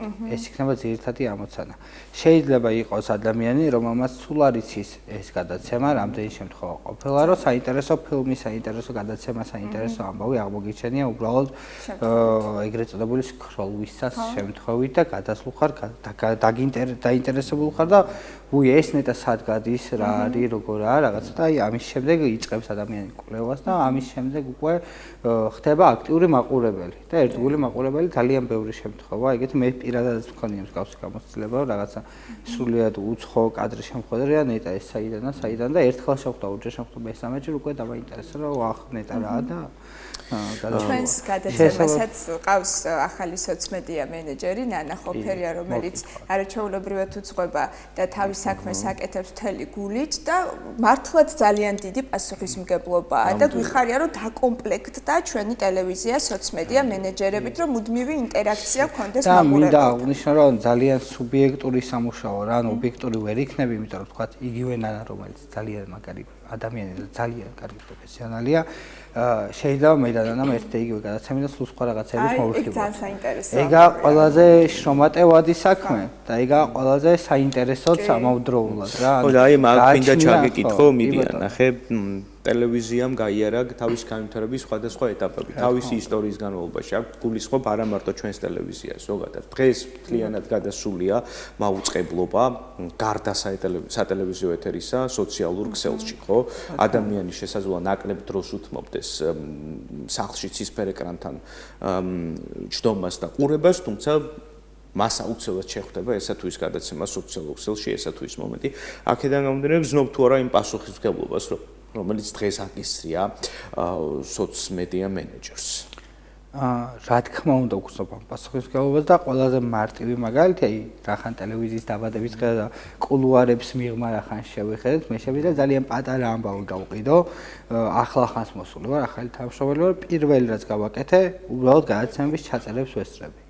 ვიცნობ ავტორებს, წამყვანებს, ვესწრები გადაცემების ჩაწერებს, მაინტერესებს რამდენი ხანი გრძელდება, როგორ მუშაობენ, აქამდე რას აკეთებდნენ, ჩემამდე რა დადებულია. ხასიათით რა თქმა უნდა, კი, იმიტომ რომ მე ვარ ახალი ადამიანი ჯგუფში, ხო, ან ზოგადად რო ვილაპარაკოთ, ნებისმიერ მარტო ტელევიზიაზე არა აქ ლაპარაკი, ნებისმიერ ამბავში, როდესაც კოლექტივში მოდიხარ ახალი ადამიანი, ეს ჯგუფი უკვე შეთამაშებულია ერთმანეთთან. ამ ხალხს შეიძლება უსიტყვოდ ესმოდეს ერთმანეთის. შენ არ გაქვს უფლება რომ უშუალოდ ასე ადგა და ჩაერიო მის შექმნილ პროდუქტში, რასაც წლები აკეთებენ. რა, ამას ყველაფერს ადაპტაცია ჭირდება, რომ მტკივნეული არ იყოს და ბუნებრივად უნდა მოხდეს ამ ყველაფრის ინტეგრაცია. მე მაინტერესებს მაგალითად თქვენი გემოვნება. თქვენ რას არცლებს პრიორიტეტებს უნდა ვნახო რამდენიმე სიუჟეტი რომ აი რა თემატიკისგან მიყავთ რა ტონშია ფერები გაქვთ თუ არა ლოგო გადაცემის და შემდეგ გავს ძალიან ავტორს ირეკლავს ავტორის ინტერესებს და ვიზუალურადაც გავს ავტორს და მნიშვნელოვანია რომ სოციალურ ქსელშიც შესაბამისად პოზიციონირებდეს კონტენტი. აი ძალიან ნერვიულობდი მაგალითად რომ მოვედი ეგრევე არ დავიწყე რაღაცეების ატვირთვა თქვა და რაღაცა მე რომ დავფიქრდი მივხვდი რომ ასე ეგრევე მისვლას და ანუ იდეაში ხო ეს ყველა შეუძლია. ანუ მაგალითად მე რომ ამოვჭრა პრემიერით ეგრეთ წოდებული 10 რილსი, ამას თქვენც დადებთ, ხო? ანუ ჩემი ფუნქცია ხო ეგ არ უნდა იყოს. ჩემი ფუნქცია უნდა იყოს ცოტა სხვა რაღაც. ხო, ანუ ამას უნდა დავამუშაო და დავამატო და დავაშენო, თორე ეს ხო ყველაზე მარტივია რა. თქვენი ფუნქცია და სოციმედია მენეჯერების ფუნქცია კოლოსალურია თანამედროვე ეპოქაში, როდესაც ტელევიზიამ გადაინაცვლა. მაგიტომ მგონია რომ ამ ეტაპზე სწორი მიმართულებით ვარ. ანკას მინდა ვკითხო 20 წლის წინ, როდესაც მე მოვედი ტელევიზიაში ძალიან ამაღელვებელი წუთები იყო ჩემთვის და ნერვიულობდი. დღეს შენ რას განიცდი? საინტერესო. პირველში მინდა რომ მოგილოცოთ ეს დღე. წარმატებებს გისურვებთ. ჩემთვისაც ძალიან სანერვიულოა ეს მომენტი, რადგან პირველი ნაბიჯებია ტელევიზიაში და მინდა რომ წარმატებული ვიყო და ჩემი შესაძლებლობები გამოვავლინო. აი, ამაზე გვესაუბრე, მოდი უფრო ცვლად, ანკა. თქვენ თაობას თქვენი წუხილები გაქვთ, თქვენი დაბრკოლებები გაქვთ, ხო? აი ტელევიზია ეს არის ადგილი, სადაც რესურსის დემონსტრირება ხდება, ხო? უკვე ერთი სიუჟეტის ავტორი ხარ, ხო? როგორც ვიცი, თქვენი ნამუშევარი უკვე გავიდა. თუნდაც რაზე მოგვითხრობდა ეს ნამუშევარი? რატომ კონკრეტულად ეს თემატიკა და კიდევ რა თემებზე აპირებ აქცენტირებას? ეს თემა იყო ქართული ცეკვის მოყვარულთა კლუბზე, სადაც 40-დან 60 წლამდე ადამიანები მონაწილეობდნენ და ეს ჩემთვის იყო ძალიან ემოციური და საინტერესო და ვიფიქრე რომ აი პირველ ჯერზე მოდი და აი ამაზე გავაკეთებ სიუჟეტს და მე მგონი ცოტათი გამართლა კიდეც ძალიან ემოციური და საინტერესო გამოვიდა. ეს ემოციურობა ძალიან მნიშვნელოვანია.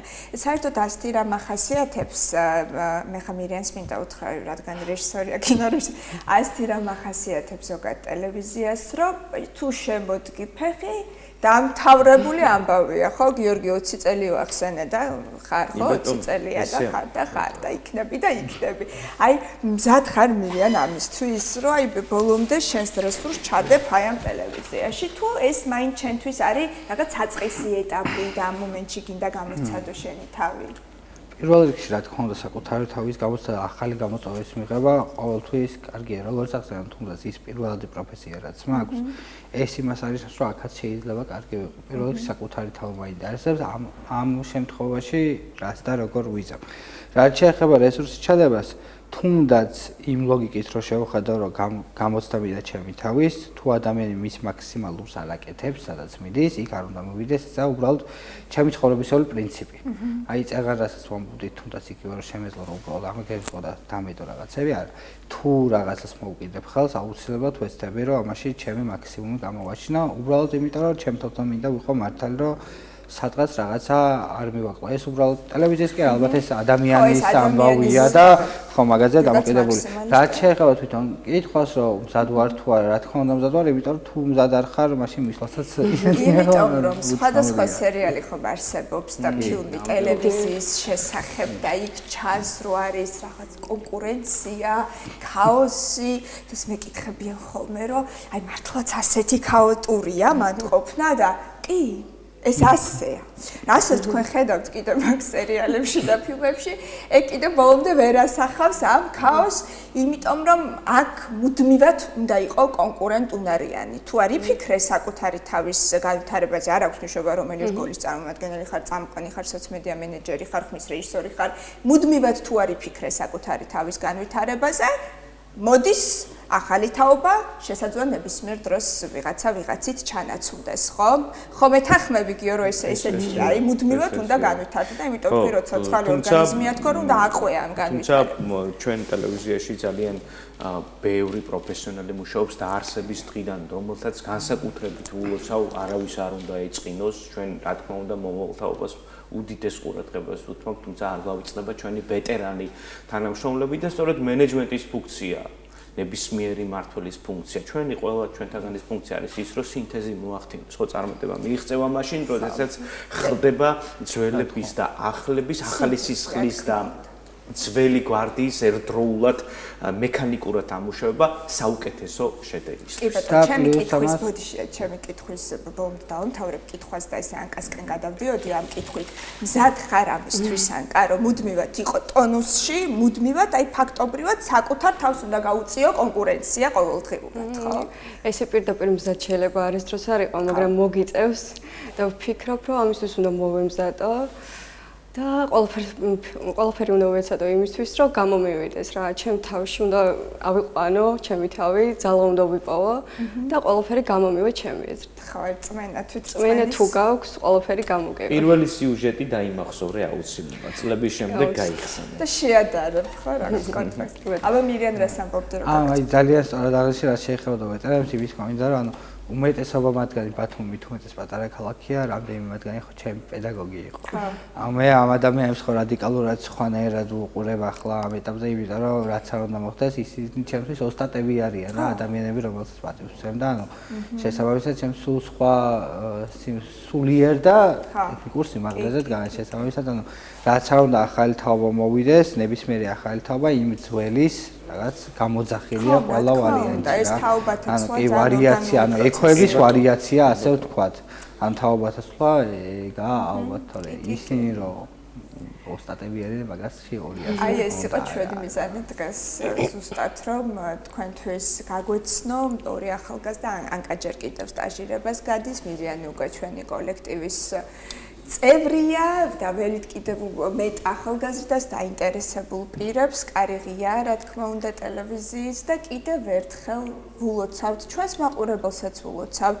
ჩვენ გვყავს ერთგული მაყურებელი, რომელიც ყოველთვის, ყოველ სამუშაო დღეებში პირველიდან სამის ნახევრამდე დიდ შესვენებას უყურებს და არა მხოლოდ ხომ ძალიან ბევრი საინტერესო პროექტით არის დახუნცლული ჩვენი არხი, თითოეულ თანამშრომელს კიდევ ერთხელ გილოცავთ და კიდევ ხშირად ასე აღგვენიშნოს ჩვენი ტელევიზიის წარმატება, დაბადების დღე და მონიტორინგი და ვიყოთ ობიექტურები ერთმანეთის მიმართ, ხომ ესეც მნიშვნელოვანია და აი ასევე ერთმანეთში პატივისცემა, კოლეგებს შორის პატივისცემა, ერთმანეთის შრომის აღიარება, ესეც ძალიან ნიშანდობლივია, იმიტომ მე და გიორგი ვიცით თუ რაოდენ მნიშვნელოვანია, როცა კომპლიმენტს გეუბნება კოლეგა, ეს კიდევ უფრო მეტად სასიამოვნოა, ხომ? როცა კოლეგაც გაღიარებს და გეუბნება კომპლიმენტს, ამიტომ გავანებივროთ ერთმანეთი, გავზარდოთ ერთმანეთი და დღეისათვის სულ ეს იყო და ამ ნოტაზე ვშთებები ჩვენს მაყურებელს, ხვამდე წარმატებები ანკას და მირიანს. მადლობა. ხომდის.